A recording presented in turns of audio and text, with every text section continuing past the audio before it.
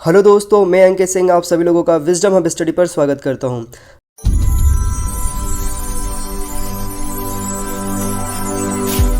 तो चलिए दोस्तों, अब हम शुरू करते हैं टेस्ट नंबर 28 और फुल लेंथ टेस्ट नंबर 8।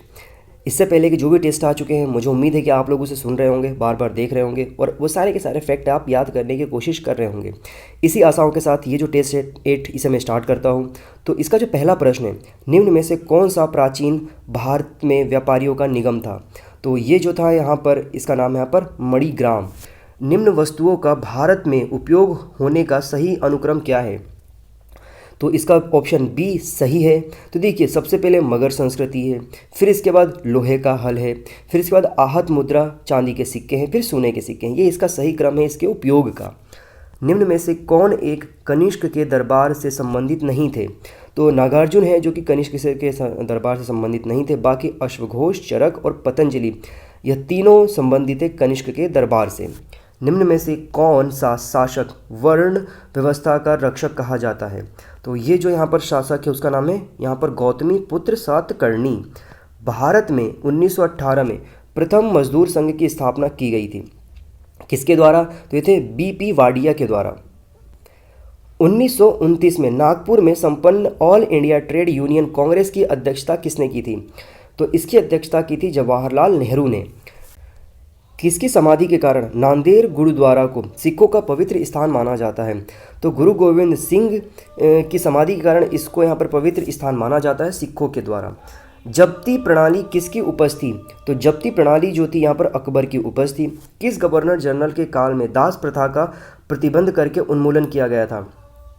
तो ये जो गवर्नर जनरल था एलन बरो था। यहाँ पर पाइक विद्रोह का नेतृत्व किसने किया था, या फिर पाइका विद्रोह, इसका दोनों नाम है, किसने किया था? तो इसका जो विद्रोह था बख्शी जगबंधु ने इसका विद्रोह का नेतृत्व किया था। हिंद यूनानी शासक मिनंडर के सिक्के मध्य प्रदेश के किस स्थान से प्राप्त हुए हैं? तो इसके सिक्के प्राप्त हुए हैं बालाघाट से। मध्य प्रदेश के विदिशा में स्थापित नाग वंश का संस्थापक कौन था? तो इसका संस्थापक था वृषनाथ। अगला प्रश्न है, किस शासक को जनेन्द्र, गज, विराज, नशधिपति, परमेश्वर आदि उपाधियों से अलंकृत किया गया था? तो ये जो शासक था इसका नाम था यशोधर्मन। हंसते हैं रोते हैं किसकी कृति है? तो यह शरद जोशी की कृति है। नतर्न सर्वस्व नामक 611 किलो वजनी ग्रंथ किसने लिखी थी? तो इसे लिखने वाले व्यक्ति का नाम था राजा चक्रधर सिंह। उज्जैन के मंदिर किस कला के उदाहरण हैं? तो यह दी बुंडेला आर्ट के उदाहरण है ये। देऊर कोठार की लोकप्रियता का कारण क्या है? तो इसकी लोकप्रियता का कारण बौद्ध स्तूप है। इन स्थानों 64 योगिनी, मंतगेश्वर, लालुगुन महादेव और वशह में क्या समानता है? तो इसमें जो समानता है, ये सभी खजुराहो में स्थित मंदिर हैं। ये सभी खजुराहो के मंदिर में से चोरी हुए प्रतिमा का क्या नाम था, जिसे कनाडा के प्रधानमंत्री ने भारत के प्रधानमंत्री नरेंद्र मोदी को सौंपा? तो ये जो था यहाँ पर, इसका नाम था यहाँ पर पैरेट लेडी। माट्रोक्स रिकॉर्ड का संबंध किससे है? तो आर्द्र भूमि सूची से इसका संबंध है। मध्य प्रदेश के उच्च न्यायालय की स्थायी खंडपीठ का गठन कब किया गया था? तो इसका गठन किया गया था 28 नवंबर 1968 को। 73वें संविधान संशोधन के द्वारा स्थापित न्याय पंचायत अधिकतम कितने रुपए तक का जुर्माना लगा सकती है? तो ये जो जुर्माना लगा सकती है, अधिकतम 21,000 रुपये तक का जुर्माना लगाया जा सकता है। निम्न में से किस राज्य में 4 स्तरीय पंचायत व्यवस्था है? तो ये राज्य है यहाँ पर आंध्र प्रदेश। मध्य प्रदेश विश्वविद्यालय अधिनियम कब लागू किया गया था? तो यह 23 अप्रैल 1973 को लागू किया गया था। राजीव गांधी प्राथमिक शिक्षा मिशन का प्रारंभ किया गया था। तो यह प्रारंभ किया गया था 20 अगस्त 1994 को। मध्य प्रदेश में न्यूनतम अनुसूचित जनजाति प्रतिशत वाला जिला कौन सा है? तो ये जो जिला है यहाँ पर भिंड जिला है। 0 से लेकर 6 वर्ष आयु समूह वाले सर्वाधिक लिंगानुपात वाला जिला कौन सा है? तो ये जो जिला है यहाँ पर अलीराजपुर है। मध्य प्रदेश में हलवा जनजाति कहाँ पाई जाती है? तो यह बालाघाट में पाई जाती है। कौन सी जनजाति मध्य प्रदेश की विशेष पिछड़ी जनजाति नहीं है? तो ये जो कोल है यह मध्य प्रदेश की विशेष पिछड़ी जनजाति नहीं है। मध्य प्रदेश शासन द्वारा नई ग्राम स्वराज प्रणाली को कब शुरू किया गया था? तो इसे शुरू किया गया था यहाँ पर 2001 में। ऑक्सीडियन, एंडेसाइट, गैब्रो और पैराडाइट क्या है? तो यह एक प्रकार की अंतर्वर्धी चट्टानें हैं ये। अगला प्रश्न है इसमें, एशिया में अंतःस्थलीय अपवाह के वृहत क्षेत्र हैं, ऐसा क्यों? ऐसा इसलिए कि इनमें अनेक अंतरपर्वतीय पठार स्थित हैं। ग्रेनाइट किसका उदाहरण है? तो ग्रेनाइट जो है आग्नेय चट्टान का उदाहरण है। निम्न में से कौन सा स्थान मैंग्रोव क्षेत्र में नहीं आता है? तो ये जो क्षेत्र यहाँ पर है उडुपी। निम्न में से कौन सा स्थल वनस्पति संरक्षण हेतु स्वस्थान पद्धति नहीं है? तो ये जो वनस्पति संरक्षण है वनस्पतिक उद्यान क्षेत्र। निम्न में से कौन सुमेलित नहीं है? तो देखिए इसमें से जो भोर घाट है कर्नाटक में स्थित, ये गलत है। तो एक साइड इसमें दर्रे दिए हुए हैं, पासेस दिए हुए, दूसरी साइड इसमें दिया गया है राज्य, किस राज्य में? तो नाथुला दर्रा सिक्किम में स्थित है, पाल घाट केरल में स्थित है, भोर घाट आपको बताना है कहाँ स्थित है, और बोमडिला अरुणाचल में स्थित है। किस केंद्र शासित प्रदेश में ओंग जनजाति का निवास स्थान है? तो ये जो केंद्र शासित प्रदेश है अंडमान एवं निकोबार द्वीप समूह है। 2011 की जनगणना के अनुसार निम्न में से कौन सा राज्य सर्वाधिक जनसंख्या वाला है? तो ये जो राज्य है यहाँ पर मेघालय राज्य है। भारत की किस नदी पर कोल डैम परियोजना का निर्माण किया गया है? तो ये जो यहाँ पर आप देखेंगे नदी, उसका नाम है यहाँ पर सतलज नदी। चलिए मुझे बताइए सतलज नदी किस राज्य से होकर के निकलती है?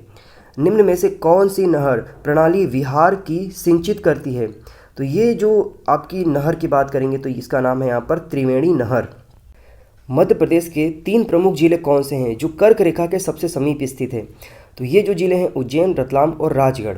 मध्य प्रदेश के किस स्थान को पूर्ण पाषाण युग नहीं माना जाता है? तो यहाँ पर ग्वालियर को पूर्ण पाषाण युग नहीं माना जाता, बाकी सीधी, मंदसौर और खंडवा इसको पूर्ण पाषाण युग के समय का माना जाता है। भू संरचना की दृष्टि से चंबल और सोन अक्ष के ऊपर का भाग क्या कहलाता है? तो यह कहलाता है यहाँ पर मध्य उच्च प्रदेश। नर्मदा सोन घाटी कहाँ स्थित है?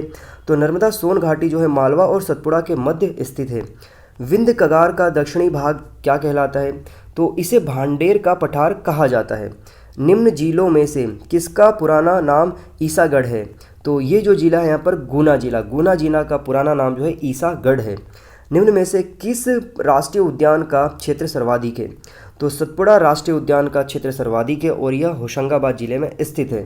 चलिए मुझे बताइए बांधव का राष्ट्रीय उद्यान, बांधव, इसके बाद माधव और पेंच, यह मध्य प्रदेश के किन जिलों में स्थित है? इनका मुझे आप नाम कमेंट सेक्शन में बताइए। अगला प्रश्न है, मध्य प्रदेश का कौन सा अभ्यारण्य जंगली भैंसों के लिए राष्ट्रीय उद्यान हेतु प्रस्तावित है? तो ये जो आपका अभ्यारण्य है इसका नाम है पन्ना राष्ट्रीय उद्यान। कंचन घाट किस नदी पर स्थित है? तो यह स्थित है बेतवा नदी पर। सरस्वती और खान किसकी सहायक नदियां हैं? तो ये है शिप्रा की सहायक नदियां हैं। केंद्र सरकार किसकी सिफारिशों के आधार पर भारत की समेकित निधि से राज्यों की सहायता अनुदान देती है? तो ये जो यहाँ पर सलाह देने वाली जो आयोग है उसका नाम है यहाँ पर वित्त आयोग। अगला प्रश्न है, निम्न में से किसे भारत के राष्ट्रपति के रूप में निर्विरोध चुना गया? तो ये जो थे यहाँ पर डॉक्टर एन संजीवा रेड्डी, मतलब डॉक्टर नीलम संजीवा रेड्डी इनका पूरा नाम था। सदन में राष्ट्रपति के विरुद्ध महाभियोग प्रस्ताव करने के लिए कितने सदस्यों का समर्थन होना चाहिए? तो यहाँ पर सदन के कुल सदस्यों में से कम 2/3 सदस्यों का समर्थन होना आवश्यक होता है प्रस्ताव पर। भारत के राष्ट्रपति के विवेकाधीन के अंतर्गत आता है, क्या आता है? तो मुख्य चुनाव आयुक्त की नियुक्ति, वित्तीय आपातकाल घोषित करना, किसी राज्य में राष्ट्रपति शासन लागू करना और प्रधानमंत्री की नियुक्ति। तो इसमें आता है बस प्रधानमंत्री की नियुक्ति, और ऊपर के तीनों जो है ये संसद पर निर्भर करता है। निम्न में से किन भाषाओं को सरकार ने शास्त्रीय भाषाएं घोषित किया हुआ है? तो उड़िया, कन्नड़, तेलुगु। तो इसमें जो आपका देखेंगे तीनों को यहाँ पर घोषित किया गया है, उड़िया, कन्नड़, तेलुगु को शास्त्रीय भाषा। भारत की सरकारी भाषा संबंधी प्रावधान का संशोधन हो सकता है? तो ये हो सकता है कम से कम 2/3 बहुमत के माध्यम से संसद में। उच्च न्यायालय के न्यायाधीशों को कौन पद से हटा सकता है? तो संसद में पारित बहुमत प्रस्ताव पर राष्ट्रपति के द्वारा ही हटाया जा सकता है। किस अधिनियम के तहत बोर्ड ऑफ कंट्रोल और कोर्ट ऑफ डायरेक्टर को समाप्त कर दिया गया था? तो भारत शासन अधिनियम 1858 के द्वारा इन दोनों पदों को यहाँ पर समाप्त कर दिया गया था। दोनों जो बोर्ड थे इनको समाप्त कर दिया गया था। अगला प्रश्न है कि जब लोकसभा को विघटित कर दिया जाता है तो इनमें से किस पर प्रभाव नहीं पड़ता है? तो राज्यसभा में उद्भूत परंतु लोकसभा को अप्रेषित बिल होता है, इसमें यहाँ पर कोई प्रभाव नहीं पड़ता है। फिर अगला प्रश्न है यहाँ पर कि निम्न में से कौन सी एक सबसे बड़ी संसदीय समिति है? तो ये जो संसदीय समिति है इसका नाम है प्राक्कलन समिति। वायुमंडल की सापेक्ष आर्द्रता मापी जाती है किसके द्वारा? तो यह मापी जाती है हाइग्रोमीटर के द्वारा। निम्न में से कौन सी एक सदिश राशि है? तो ये जो है यहाँ पर संवेग एक सदिश राशि है। कृत्रिम उपग्रह पृथ्वी से सुस्पष्टता से ट्रैक किया जा सकता है, तो ये किया जा सकता है डॉपलर प्रभाव के द्वारा। रमन प्रभाव का प्रकाश की उन किरणों से संबंध है जो आर पार जाती हैं, तो ये है यहाँ पर सभी पारदर्शी माध्यम से। एटम बम के सिद्धांत का आधार है क्या है? तो इसके जो आधार है वो है नाभिकीय विखंडन। परमाणु के नाभिक के अवयव हैं कौन है? तो परमाणु के नाभिक के जो अवयव हैं वो हैं यहाँ पे प्रोटॉन और न्यूट्रॉन। निम्न में से किस विस्फोटक का नाम नोबल तेल है? तो इसका नाम है TNG। चलिए आप मुझे TNG का पूरा नाम कमेंट सेक्शन में बताइए। यकृत एवं मांसपेशियों में ऊर्जा किस रूप में जमा होती है? तो ये जमा होती है ग्लाइकोजन के रूप में। विटामिन B12 में निम्न में से कौन सी धातु मौजूद होती है? तो इसमें कोबाल्ट मौजूद होती है। दूध में विद्यमान सैकेराइड है क्या है ये? तो यह एक प्रकार का लैक्टोज होता है ये। किसी विशेष प्रकार के संगीत उपकरणों को साउंड कार्ड में कौन सा पोर्ट जोड़ता है? तो इसे जोड़ता है CD पोर्ट। कंप्यूटर साक्षरता का अर्थ क्या है? तो इसका अर्थ होता है कंप्यूटर की कार्यदक्षता की जानकारी होना। इनमें से कौन सा एक पॉइंटिंग डिवाइस नहीं है? तो इसमें जो स्कैनर है ये एक पॉइंटिंग डिवाइस नहीं है। पहला कंप्यूटर माउस किसने बनाया था? तो इसे बनाने वाले थे डगलस एंजलबर्ट। वर्चुअल मेमोरी का आकार निर्भर करता है, तो यह निर्भर करता है डिस्क स्पेस पर। सुपर कंप्यूटर के शब्द लंबाई की रेंज होती है, तो यह होती है यहाँ पर 64 बिट की। प्रोग्राम के लिए विकसित पहली उच्च स्तरीय भाषा कौन सी थी? तो पहली उच्च स्तरीय भाषा जो थी वो थी फॉर्टन थी यहाँ पर। राष्ट्रपति निर्वाचन आयोग में चुनाव आयुक्तों की संख्या का निर्धारण समय समय पर निम्न आधार पर कर सकते हैं, तो यह कर सकते हैं संसद द्वारा इस विषय पर कानून बनाए जाने के बाद। निम्न में से किसे राष्ट्रपति द्वारा हटाने के लिए सर्वोच्च न्यायालय की सलाह आवश्यक है? तो यहाँ पर संघ लोक सेवा आयोग के जो अध्यक्ष हैं उनसे हटाने के लिए सर्वोच्च न्यायालय की सलाह आवश्यक हो जाती है। निम्न में से कौन सा कथन सत्य है? तो देखिए यहाँ पर अगर हम बात करें किसी राज्य की मांग पर संघ लोक सेवा आयोग अपनी सेवाएं देने को तैयार हो सकता है। यहाँ पर जो ऑप्शन आपका बी है, राज्य सूची के विषय पर जो भारत के राष्ट्रपति से संबंधित है राज्यपाल की मांग पर, ये वाला इसका ऑप्शन सत्य है। पहले वित्त आयोग के अध्यक्ष कौन थे? तो यहाँ पर तो KC नियोगी इसके पहले अध्यक्ष थे। केंद्र राज्य के वित्तीय संबंधों के बारे में वित्त आयोग की भूमिका का निर्धारण किसके द्वारा किया जाता है? तो यह किया जाता है योजना आयोग के द्वारा। केंद्र राज्य वित्तीय संबंधों के बारे में वित्त आयोग की भूमिका का निर्धारण किसके द्वारा किया जाता है था? तो यह किया जाता था योजना आयोग के द्वारा, जिसका स्थान अब नीति आयोग ने ले लिया है, जिसकी स्थापना 1 जनवरी 2015 को की गई थी। वित्त आयोग के सदस्यों की योग्यताएं क्या होती है? तो इसकी योग्यता हो सकती है भारत की संसद द्वारा निर्धारित की जाती है वित्त आयोग के सदस्यों की योग्यताएं। भारतीय संविधान का कौन सा अनुच्छेद भाषाई अल्पसंख्यकों हेतु अधिकार के संबंध में प्रावधान करता है? तो ये जो अनुच्छेद है यहाँ पर अनुच्छेद 350B है। पुस्तक का एक नाम दिया गया है जिसका नाम है the free voice on democracy culture and the nation के लेखक कौन हैं? तो इसके लेखक हैं यहाँ पर रवीश कुमार। विश्व सतत विकास शिखर सम्मेलन 2010 का आयोजन कहाँ किया गया था? तो इसका आयोजन किया गया था नई दिल्ली में। किस देश में आय चक्रवात डायने से प्रभावित लोगों की मदद के लिए भारतीय नौसेना द्वारा ऑपरेशन वेनिला का शुभारंभ किया गया था? तो ये था यहाँ पर मेडागास्कर। भारतीय संविधान के तहत शपथ लेने वाले जम्मू कश्मीर हाई कोर्ट के पहले न्यायाधीश कौन बने हैं? तो रजनीश ओसवाल पहले न्यायाधीश बने हैं जम्मू कश्मीर हाई कोर्ट के। भारत की पहली जलमग्न मेट्रो किस राज्य में तैयार की जा रही है? तो यह तैयार की जा रही है कोलकाता में। विश्व स्वास्थ्य दिवस 2020 की थीम क्या थी? तो इसकी थीम थी यहाँ पर सपोर्ट नर्सेस एंड मिडवाइफ्स। वर्ष 2021 में एशियाई युवा खेलों की मेजबानी कौन करेगा? तो इसकी मेजबानी करने वाला देश है यहाँ पर चीन। प्रधानमंत्री मातृ वंदना योजना के क्रियान्वयन मध्य प्रदेश पूरे देश में किस स्थान पर रहा? तो मध्य प्रदेश इसमें 4वें स्थान पर रहा। मध्य प्रदेश के किस जिले में देश का पहला जियो पार्क बनाया जाएगा? तो ये जो जिला है यहाँ पर जबलपुर जिला है। राष्ट्रीय झील संरक्षण योजना की शुरुआत किस वर्ष की गई थी? तो इसकी शुरुआत की गई थी 2001 में। हाल ही में मध्य प्रदेश के किस तैराक का चयन अंतर्राष्ट्रीय प्रकार की जो ट्रेनिंग होती है उसके लिए हुआ है? तो ये जो खिलाड़ी है इनका नाम है यहाँ पर तैराक है कन्या नायर का। अगला प्रश्न है, हाल ही में चैत्यगिरी वार्षिक उत्सव का आयोजन मध्य प्रदेश के किस स्थान पर हुआ था? तो इसका आयोजन हुआ था सांची में। इंदौर के शरद जपे को किस खेल के लिए विश्वामित्र पुरस्कार के 2019वें संस्करण से सम्मानित किया गया? तो शरद जपे जो खेल खेलते हैं उसका नाम है खो खो।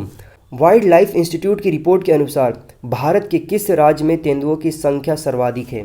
तो ये राज्य है मध्य प्रदेश राज्य। चलिए मुझे आप नंबर्स बताइए कि मध्य प्रदेश के में कितने नंबर्स में यहाँ पर तेंदुए हैं। भारत सरकार द्वारा कोविड-19 के टीकाकरण पंजीयन हेतु तैयार किया गया मोबाइल ऐप का नाम क्या है? तो उसका नाम है यहाँ पर कोविन ऐप, COWIN, और इसकी वेबसाइट भी है, पोर्टल भी है।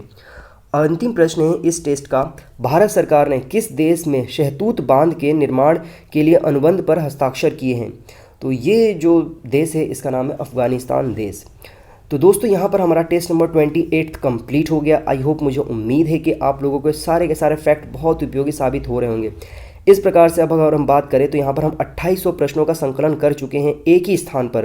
तो आप इन्हें जाकर के प्लेलिस्ट है, उस प्लेलिस्ट में बार बार जाकर के सुनिए, दोस्तों के साथ शेयर करिए और इन सभी फैक्ट को याद कर लीजिए ताकि आपका कॉन्फिडेंस अपने आप में बिल्डअप हो सके।